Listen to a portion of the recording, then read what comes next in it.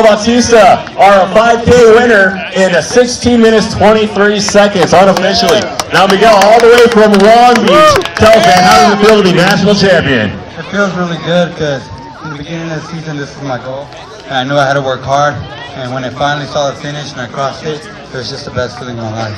Yeah, we saw you looking over your shoulder. That young man in second place ran a great race, but fantastic job. Now, where do you go to school in Long Beach? I go to Long Beach Poly.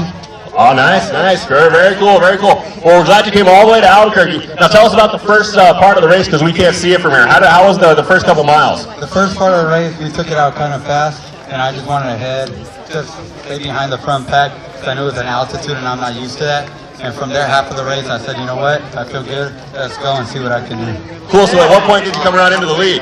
I came, I think, onto the lead by about 1.5 miles. I was in the lead by now. Oh, about halfway, great. So you come back into the main field here, the infield, and when you saw that finish line, what was going through your mind? I don't know, I was speechless. I didn't know that I could do this. I mean, I wanted to, but I guess dreams do come true, you know. They do. Now, obviously, you were born with some talent, kid, but it took a lot of hard work.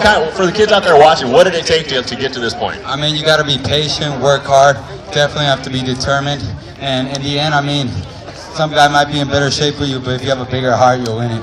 That's always true, always true. Well, we hope you enjoy Albuquerque. Is there anybody out there you want to say hello to? I'll say hi to my coach, Jerry, my track up coach, Coach Roy, and my coach from Long Beach Poly, Coach Filippo, and of course my mom and dad. Thank you for paying for this trip, and I hope I made it worth it for you guys.